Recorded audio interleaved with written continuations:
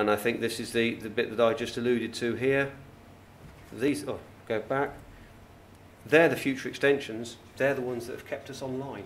They're the ones that have kept us targeting on going forward. We believe they're strong enough. I think we also believe that the political direction will come right. It's just taking a bit longer than we all hoped, and will probably take longer than we envisage even today to actually come round to give us the correct vision, because that's, I think, what we refer to. It's very difficult starting in a 20 to 25 year business when the vision changes every 6 months. It's very difficult, and it does become a great leap of faith. And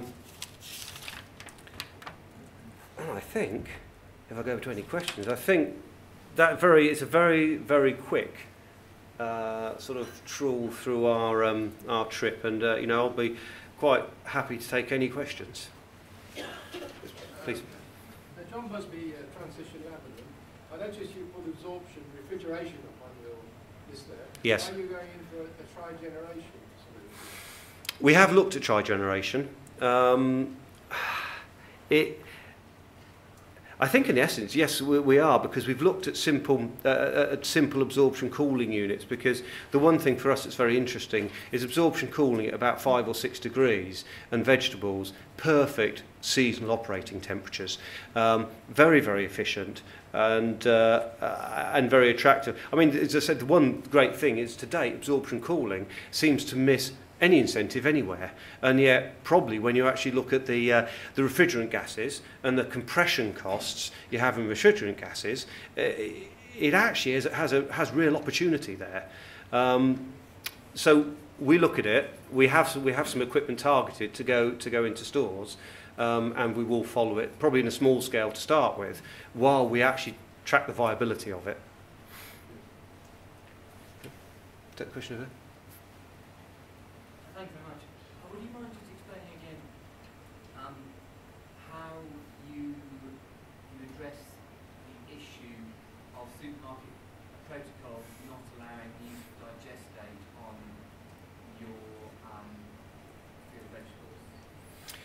Well, we tackle it from a very simple view of, if you recycle your own plant matter back to your own land, it is a very simple argument that we found our retailers could understand. But this is where we got in this crux of the waste argument, because we found that even if we recycled our own plant matter back to our own land, but we had to call it waste, we were in trouble, because the waste word got involved. And retailers don't like waste, although they don't mind waste, but they don't want waste on the land. And so we have stuck to we will put in Pacific energy crops, and we will recycle our own product back to our own land.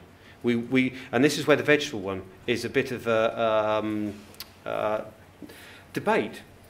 At this moment, we technically should not put our waste, in inverted commas, vegetables back in our plant, because then we have waste. And then I've got a presentation problem on my hand.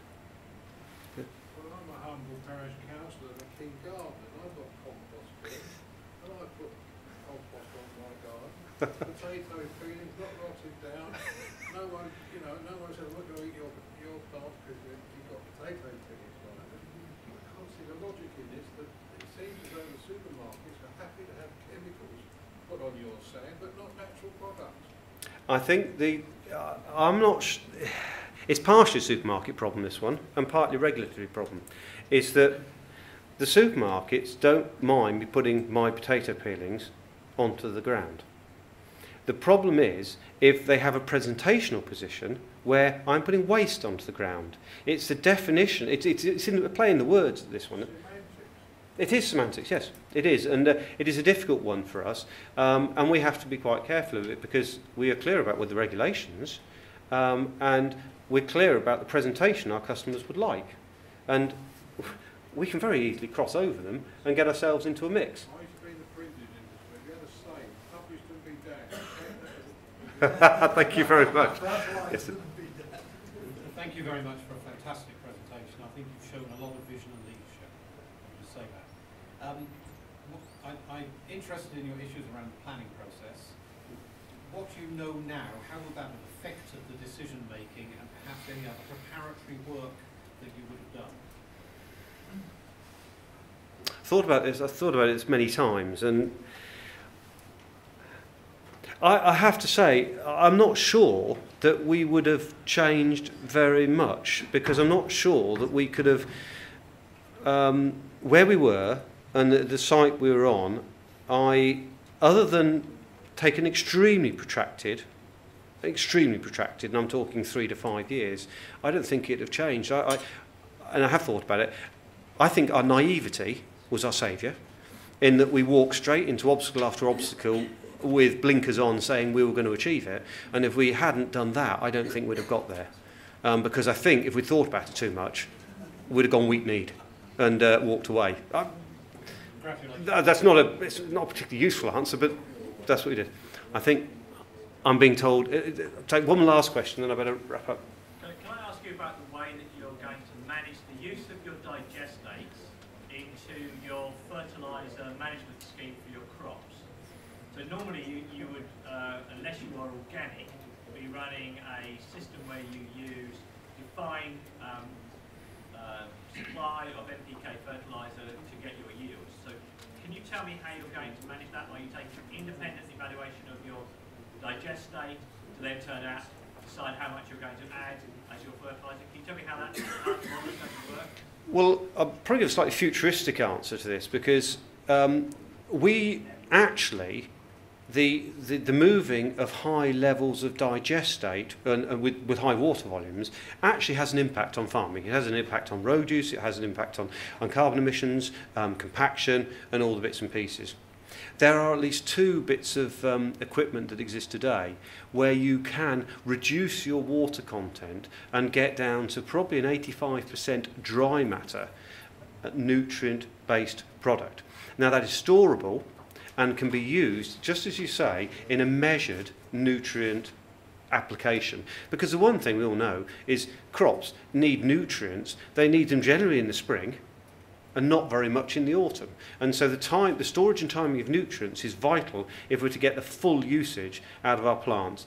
Also the ability to split away the carbon holding parts and allow those for soil structuring so that you can use those at the right times. I think this is a journey that, and it really has gone a long way forward. And I believe when we're operating at full bore in 18 months' time, we will be we'll be controlling our nutrients, we'll be concentrating them, we'll be, where we want to use ammonia-based fertilisers, we'll be using them, where we want to stabilise them back into more stable, holdable elements, we'll do so as well. So that is a management process we've got to go through, and I think I've now been told to stop. Thank you very much, everybody.